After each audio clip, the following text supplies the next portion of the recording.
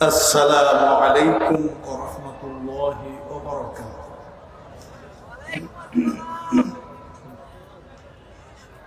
আজকে সম্মানিত উপস্থিতি, আমাদের ডানে বামে স্টেজে এই মাদ্রাসা পরিচালনা কমিটির সম্মানিত সদস্য মণ্ডলী এবং মোহতারাম আসাতিজা, আমি আল্লাহ পাকের শুকরিয়া আদায় করছি যে তিনি আমাকে জীবনের শেষ দিকে জামিয়া কাসিমিয়া এই সুন্দর আয়োজন শরীক হওয়ার তৌফিক তিনি দিলেন। আমি আল্লাহ পাকের শুকরগুজারি করছি যে তিনি আমাদের এটা সহযোগিতা তৌফিক দিয়েছেন। এরপরে যারা এই কাজের সঙ্গে জড়িত, আমাদের শিক্ষক ছাত্র যারা এই কাজের সঙ্গে জড়িত, দিন রাত এক করে দিয়েছেন, পরিশ্রম করেছেন, তাদের শুকরিয়া জানাই। আল্লাহ তাআলার দিকে মুতাওয়াজ্জিহ হই, আল্লাহ যেন তাদেরকে পুরস্কৃত করেন। আপনারা জানেন যে জামিয়া কাসিমিয়া এটা 1976 সনে আমরা এটা শুরু করি। এই 1976, এখন কত হলো? এখন হলো 21 শেষ হয়ে যাচ্ছে। জি, তাহলে কত হলো? 46।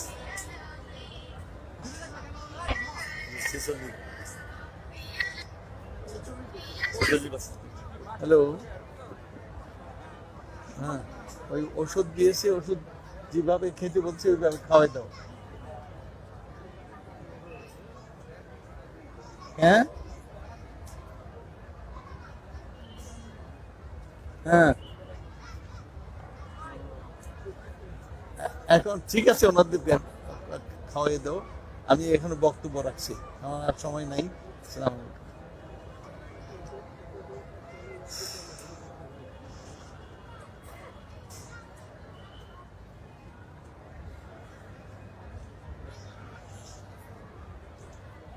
তো আপনারা এর ইতিহাস, সামান্য ইতিহাস আমি তুলে ধরব। আমরা এর মধ্যে 20 বছর না 25 বছর পূর্তি অনুষ্ঠান আমরা করেছি। এরপরে আগামীতে ইনশাআল্লাহ 50 বছর পূর্তি অনুষ্ঠান আবার হবে ইনশাআল্লাহ। এর মধ্যে বহু ছাত্র ছাত্রী এখান থেকে বের হয়েছে। আপনারা এটাও জানেন, এখানে 2টা কামেল মাদ্রাসা। কামেল মাদ্রাসা মানে বিশ্ববিদ্যালয়, কলেজ, মানে যেখানে মাস্টার্স করে বের হয়। তাহলে ডান পাশে হলো ছেলেদের, বাম পাশে হলো মেয়েদের। 2টা প্রতিষ্ঠান একই ক্যাম্পাসে বাংলাদেশে আর নদীর নেই। নরসিংদী কলেজ একটা আছে, বিশ্ববিদ্যালয় কলেজ, আমাদের এই 2টো বিশ্ববিদ্যালয় কলেজ।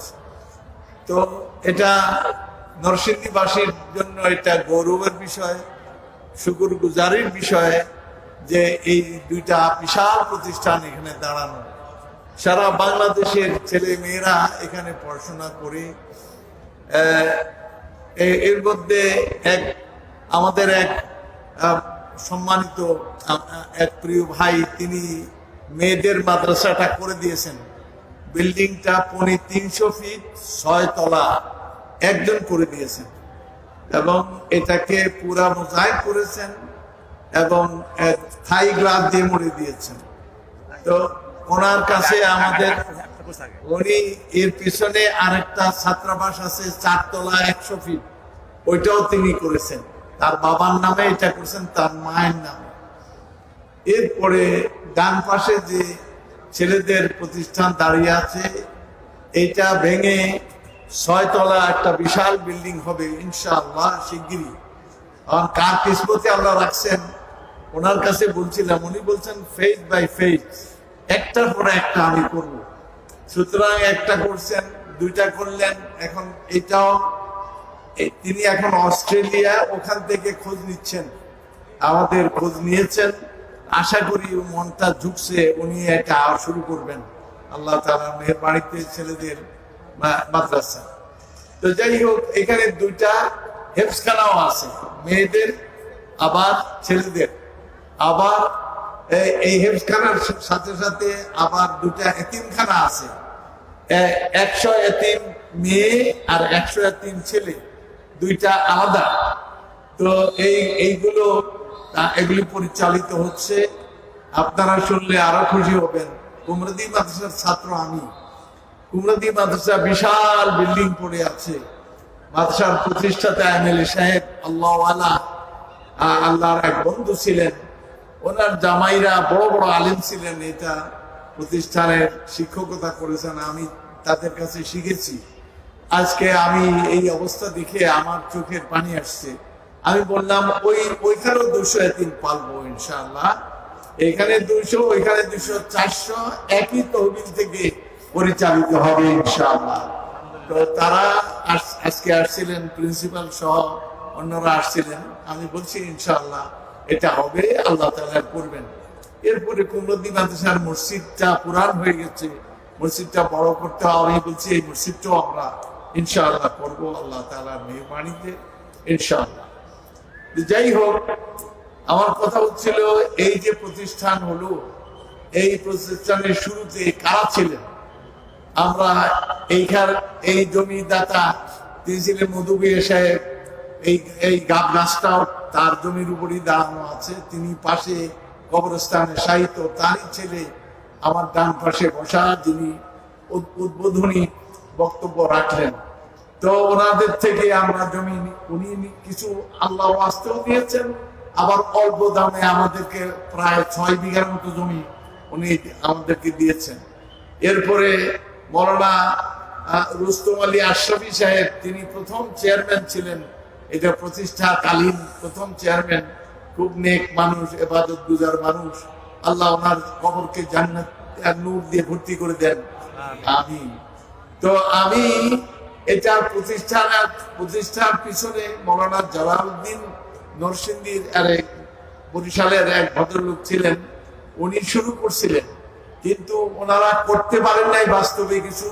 এমনি তোতামিয়া সাহেব, পূর্ব ব্রাহ্মণদের তোতামিয়া সাহেব ওর পিছনে সহযোগিতা করছিলেন, কিন্তু ওনারা বাস্তবে কিছু করতে পারেন নাই, যদিও দৌড়াদৌড়ি করছেন। পরে লোকেরা আমার কাছে গিয়ে বলছে আপনি একটু নজর করেন, কারণ আমি তখন ব্রাহ্মণদের মসজিদে আলোচনা করতাম, লোকেরা আমার কথা শুনতো।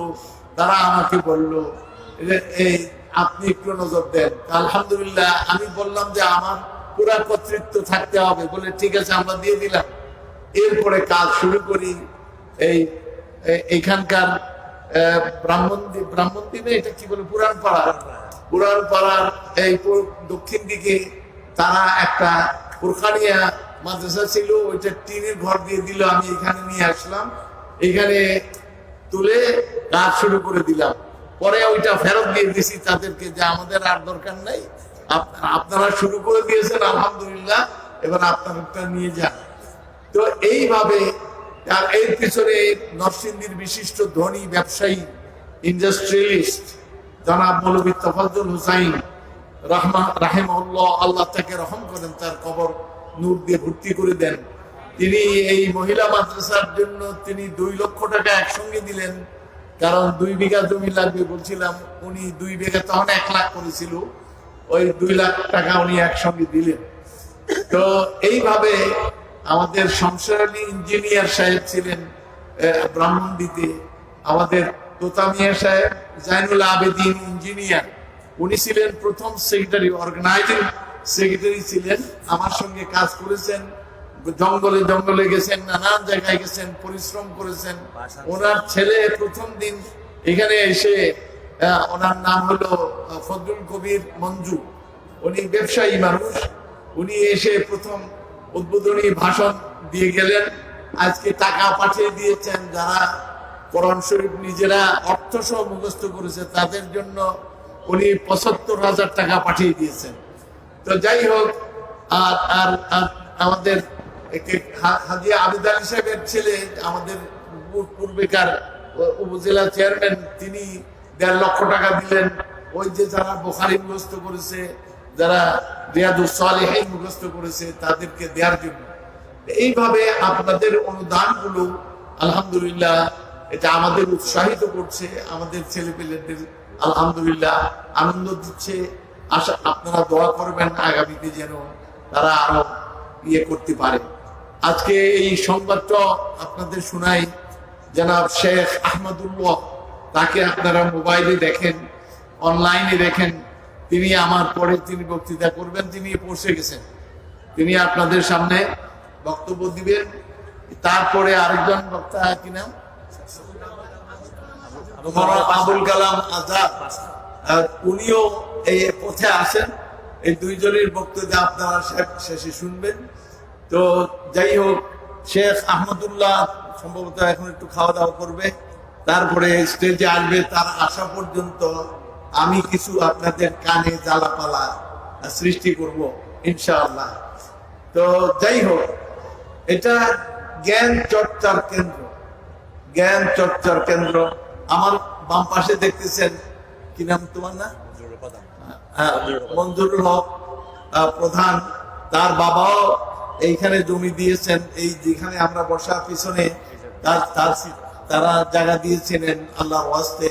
তারই ছেলে আমাদের কমিটির মেম্বার।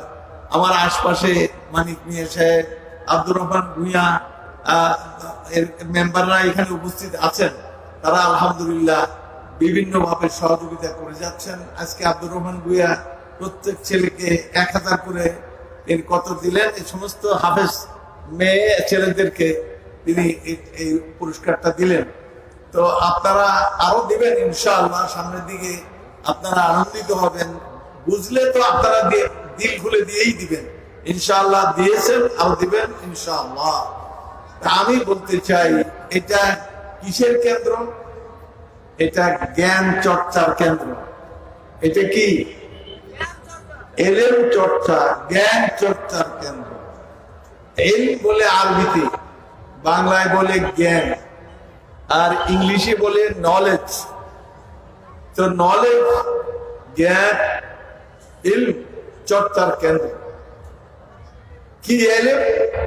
আমরা যদি বলি তো আমরা বলবো এটা দ্বীনি এলেম। না, এটা গলত কথা।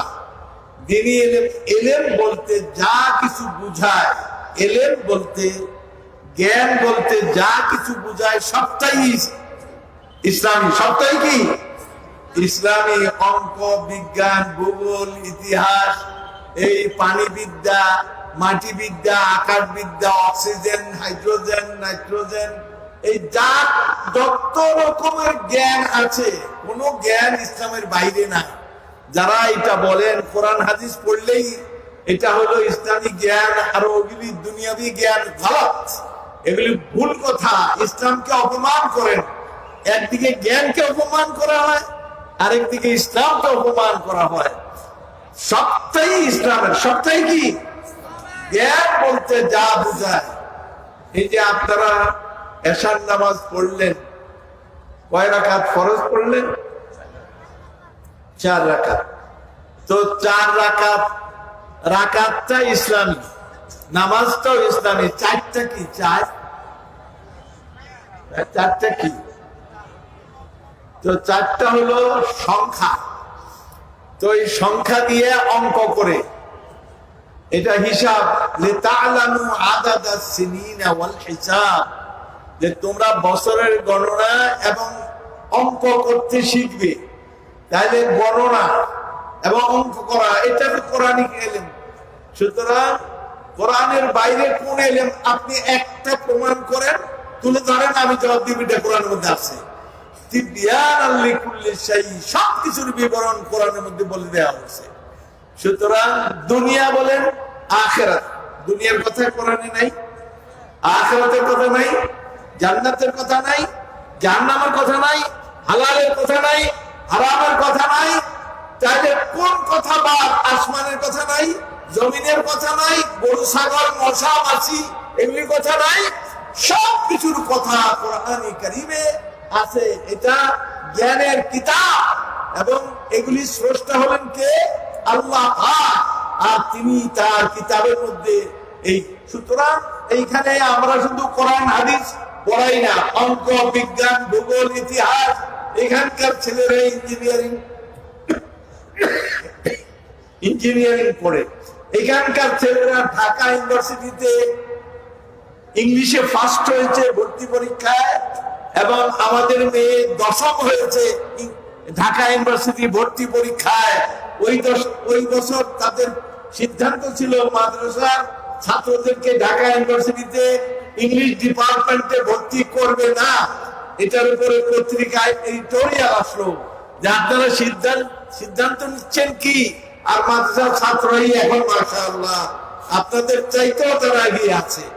সুতরাং এখানে ভাষা, এই যে ভাষাটা খালি আরবি ভাষা না, এটা অমিন আয়াতিহি ইখতিলাফু আলসিনাতিকুম ওয়া আলওয়ানিকুম, আর তার নিদর্শন সমূহের মধ্যে ইখতিলাফু আলসিনাতিকুম, তোমাদের ভাষার বিভিন্নতা আর তোমাদের রঙের বৈচিত্র্য। তোমরা কেউ সাদা, কেউ কালো, কেউ এটা, এইগুলি আর ভাষা সবগুলি আল্লাহর আয়াত, আল্লাহর নিদর্শন, এগুলি আল্লাহর দেয়া।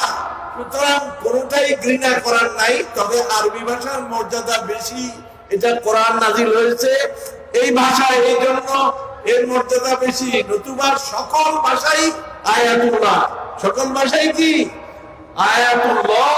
অতএব জ্ঞান ইসলামের বাইরে কোনো জ্ঞান নাই।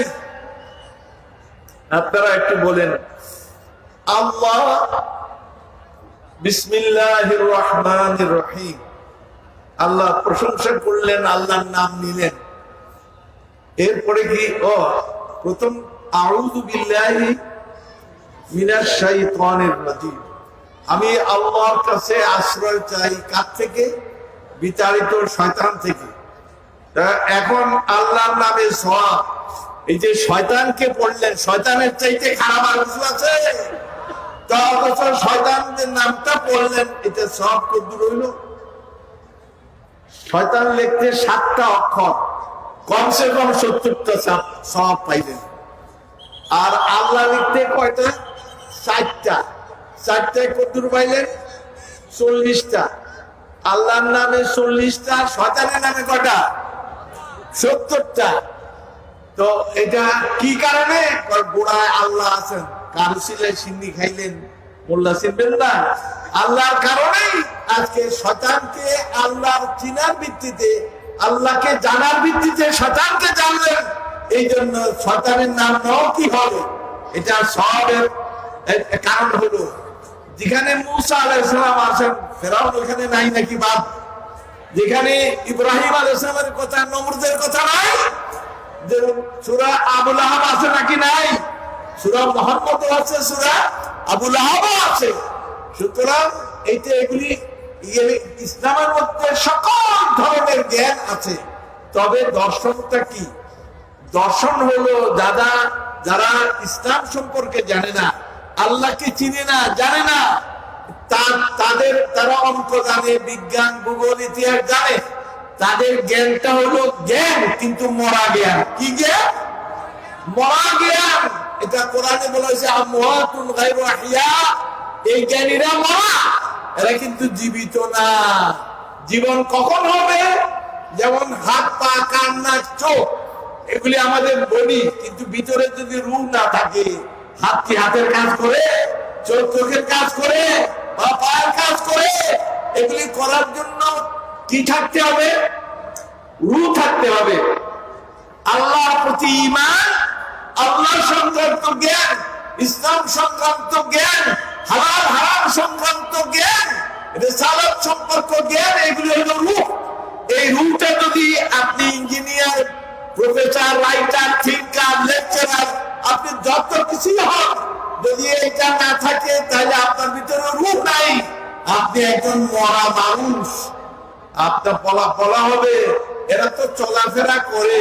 আল্লাহ বলেন উলাইকা কাল আনআম, গরু ছাগল ভেড়া এগুলি আনআম, এগুলি চলাফেরা করে না। তো আল্লাহ বলেন এগুলি হলো গরু ছাগল ভেড়া, বরং তার চাইতে ভ্রষ্ট। কারণ গরুর তো কাজে লাগে, গরুর শিং কাজে লাগে, খুর কাজে লাগে, হাড় কাজে লাগে, তার রক্ত কাজে লাগে, তার কলিজা, তার গোশত, তার চামড়া কোনটা কাজে লাগে না, এগুলি সব কিছুর কাজে লাগে, কিন্তু এই মানুষগুলোর দ্বারা কোনো কাজ হয় না। এরা হলো আল্লাহ বলছেন কাররামনা বানি আদম, আদম সন্তানদেরকে আমি সম্মানিত করেছি, এই জন্য মূল গালিটা দেন নাই, সেটা হলো শুকর আর কুকুর। এই কথাগুলি কোরআনে তাদেরকে বলে নাই, বরং বালহুম আদাল ইনডাইরেক্ট বলছে এরা হলো এর চাইতে অপ্রস্তুত মানুষ ছাগলের চাইতে। কথা কি বুঝে আসছে? সুতরাং আপনার ছেলেকে ইঞ্জিনিয়ার বানান, ডক্টর বানান, প্রফেসর বানান, লেকচারার বানান, ডাইরেক্টর বানান, আপনি ইন্সপেক্টর বানান, কোনো অসুবিধা নেই, কিন্তু ঈমান তো শিক্ষা দিতে হবে, আল্লাহর সঙ্গে পরিচয় হতে হবে, আখিরাত সম্পর্কে জানতে হবে, জীবন দর্শন জানতে হবে, যে পৃথিবীটাই শেষ নয়, এই পৃথিবীতে অল্প কয়েকদিন আসল লাইফ কোন জায়গায়, আখিরাতে মৃত্যুর পরে হয় জান্নাত না হয় জাহান্নাম। আপনি মানেন আর না মানেন, জান্নাত জাহান্নাম আছেই, দুটার যে কোনো এক জায়গায়। আল্লাহ পন্থী হলে জান্নাতে, আল্লাহ বিরোধী হলে আপনি জাহান্নামে, নাউযুবিল্লাহ। অতএব জ্ঞান কমপ্লিট, পরিপূর্ণ ধারণা দিতে হয়। এই জন্য এই মাদ্রাসাগুলোতে আমরা জ্ঞানের যত দিক আছে আমরা চেষ্টা করি ওই দিকগুলো আমাদের ছাত্রদেরকে শেখানো, যাতে তারা এগুলি বুঝে জানে এবং সঠিক পথ চিনতে পারে। আজকে পৃথিবীতে জুলুম অত্যাচারে পৃথিবী ভর্তি হয়ে গেছে, চুরি ডাকাতিতে ভর্তি হয়ে গেছে, ভেজাল সংমিশ্রণে আজকে ভর্তি হয়ে গেছে। এগুলি কেন হচ্ছে? মানুষ আল্লাহকে চিনে না, আল্লাহকে জানে না। একদিন আল্লাহ তাআলার সামনে দাঁড়াতে হবে, তার যদি একটা ছোট্ট কিছু পরিমাণ, আপনি যত ছোট্ট মিসকাল যাররা, যেটাকে বলা হয় যাররা, যাররাকে অ্যাটম বলে, ইংরেজি বলে অ্যাটম। অ্যাটম মানে পরমাণু। পরমাণু পরিমাণ যদি আপনার ভালো থাকে, ভালো আমল, অথবা পরমাণু ও পরিমাণ যদি আপনার মন্দ আমল থাকে, সেটা আমল নামায় আসবে। কিয়ামতের দিন আল্লাহ তাআলা মূল্য দিবেন। যারা এই পরমাণু পরিমাণ, যা খালি চোখে দেখা যায় না, এই পরিমাণ ভালো করবে, এটা মূল্য পাবে, এই পরিমাণ মন্দ করবে, মূল্য পাবে। দুইটার কাটাকাটিতে ওজন করার পরে দেখা যাবে যে মন্দটার পাল্লা ভারী হয়ে গেছে, ভালোটার পাল্লা হালকা হয়ে গেছে, জাহান্নামের দিকে সোজা যেতে হবে। এই যে শিক্ষা জ্ঞানের দর্শন, এই দর্শনটা আমাদের থাকলে আমরা রাজনীতি করব, আমরা আদালত করব, আমরা বিচার করব, আমরা সমাজের নেতা হব, আমরা মেম্বার হব, আমরা চেয়ারম্যান হব, আমরা ইন্ডাস্ট্রিয়ালিস্ট হব, আমরা ব্যবসায়ী হব, আমরা সবকিছু হব, কিন্তু কি হব? মুমিন হব, মুসলিম হব। এই সমাজে আমাদের দ্বারা কোনো জুলুম, অত্যাচার এবং মানুষের কোনো বঞ্চনার কারণ হবে না, কারণ আমরা আল্লাহকে চিনি, আল্লাহকে জানি, পরকালে আমার হিসাব দিতে হবে। সেই জন্য মানুষ তখন সোজা হয়ে চলে জীবনের সকল ক্ষেত্রে। যাই হোক, আমি লম্বা কথা বলতে চাই না। আমার জন্য দোয়া করেন, যে আমার জন্য শুধু নয়, আমাদের এইখানে আবার অনেকে মনে মনে করবে মাশাআল্লাহ আমাদেরকে বাদ দিয়ে উনি খালি নিজের জন্য দোয়া চায় না, সবার জন্য দোয়া চাই। আল্লাহ যেন এই প্রতিষ্ঠানকে পূর্ণতা আল্লাহ দান করেন। এই পরিপূর্ণ প্রতিষ্ঠান দেখে আমি দুনিয়া থেকে বিদায় নেই। এই কাজ আমার বড় ছেলে ইংল্যান্ডে থাকে, তাকে আমি বলেছি দেশে চলে আসো, এগুলি দেখতে হবে। আমি চলে গেলে আমার জায়গায় দেখতে হবে না। তো এই ছেলে গত 3 মাস যাবৎ দেশে আছে, এখন সে একটু ব্যবসা করে, এইখানেও ব্যবসা গড়ে তুলছে। তারপরে ইনশাআল্লাহ এই প্রতিষ্ঠান দেখবে। আপনারা জানেন ইসলামিক ইউনিভার্সিটি বলতে একটা প্রতিষ্ঠান করেছি, এটা ঢাকায়। তো এগুলিও দেখতে হবে।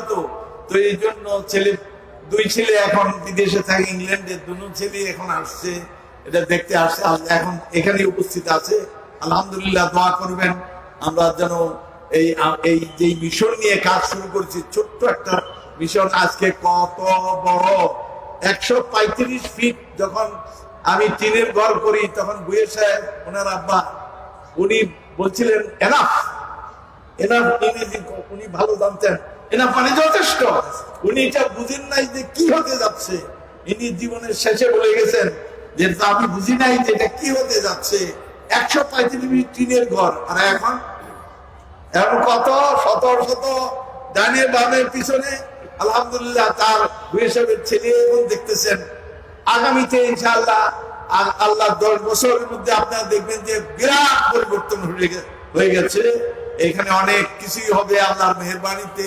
তো আপনাদের ছেলে মেয়েদেরকে আপনারা এখানে পড়ান, তারা ইংরেজি, বাংলা, অঙ্ক, ইতিহাস, সায়েন্স সবকিছু এখানে পাবে।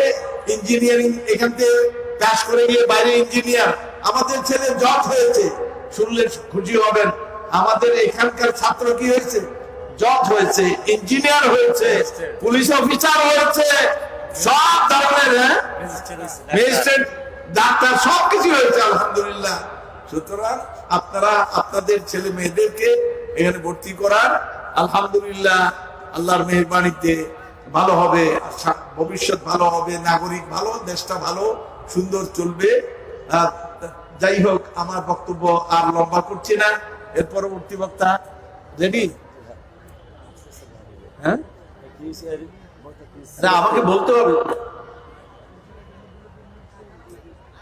হ্যাঁ, শেখ আহমদুল্লাহ সাহেব কখন আসবেন এখানে? হ্যাঁ, আচ্ছা। তো শেখ আহমদুল্লাহ আসতেছেন, তার আগে দিয়ে ওই মিয়া হ্যাঁ কি নাম? হ্যাঁ, খালেদ সাইফুল্লাহ বকশী, তার বক্তব্য শুনেন। ওখান থেকে বক্তব্য দিচ্ছে, তার কি কি মিশনারি আছে এটা শুনেন। এরপরে শেখ আহমদুল্লাহ হাফিজাহুল্লাহ, তার বক্তব্য শুনেন। আল্লাহ তাআলা আমাদের তৌফিক দান করুন। ওয়াসসালামু আলাইকুম ওয়া রাহমাতুল্লাহি ওয়া বারাকাতুহু। আসসালামু আলাইকুম ওয়া রাহমাতুল্লাহি ওয়া বারাকাতুহু। আমি আসলে একটা ঘোষণা দেওয়ার জন্য দাঁড়িয়েছি। তার আগে পর্বে বুক ভরে গেছে আলহামদুলিল্লাহ। এখান থেকে পবিত্র কোরআনে কারীমের অনুবাদ সহ হাফেজ তৈরি হয়েছে। আমি জানি না, সম্ভবত এটি বাংলাদেশের প্রথম ঘটনা আমার জানা মতে। সো ফার আই নো, যেহেতু আমার জানা মতে এটি প্রথম ঘটনা, সুতরাং তার সংবর্ধনা পাওয়া উচিত। একটু পরে আমি যে ঘোষণা দিব, সেই ঘোষণার একটি অংশ হিসেবে এই মুহূর্তে আমি ঘোষণা দিতে চাই, এই ছেলেটিকে মালয়েশিয়ায় মাহাতির বিন মুহাম্মাদের মাধ্যমে সম্ভাব্য তারিখ 27শে মার্চ তাকে সংবর্ধনা দেওয়ার এই মুহূর্তে ইচ্ছা পোষণ করলাম এবং এখানে ঘোষণা করলাম। আপনাদের সকলের দোয়া চাই। আলহামদুলিল্লাহ। এমন তিনজন, এই তিনজনকেই আমরা এজিএন বাংলা ইসলামিক আইকন অনুষ্ঠানে সংবর্ধিত করতে চাই। বাংলাদেশের 4 জন ভাইস চ্যান্সেলর একসঙ্গে মিলিত হবেন, সেই ইভেন্টটিকে তাকে আমরা সংবর্ধনা দিতে চাই। আল্লাহ তাআলা কবুল করুন, সবাই বলে আমিন। এই মুহূর্তে সকলকে অনুরোধ করবো, এই মুহূর্তে যিনি বয়ান করবার জন্য আসছেন, এই মুহূর্তে সোশ্যাল মিডিয়া সহ বাংলাদেশের সবচেয়ে বেশি জনপ্রিয় ইসলামিক স্কলারদের মধ্যে অন্যতম একজন শেখ আহমদুল্লাহ হাফিজাহুল্লাহ, তিনি আসছেন। আমরা কি বাইরে ভাবে দাঁড়ায় থাকবো? আমরা কি শয়তানের সঙ্গে ঘনিষ্ঠ হব নাকি কোরআনের ঘনিষ্ঠ হব? সকলে মাহফিলের প্যান্ডেলে প্রবেশ করেন। সকলকে 2 হাত ধরে 2 পা ধরে বিনীতভাবে অনুরোধ করছি, যে যেখানে আছি কোরআনের এই মাহফিলে যাবে না। কাফিরিয়া মাদ্রাসা আমাদের হৃদয়ের স্পন্দন, এই মাদ্রাসার প্রাঙ্গণে সকলকে বসার জন্য অনুরোধ করছি। আর এই মুহূর্তে মঞ্চে আসছেন শেখ আহমদুল্লাহ হাফিজাহুল্লাহ।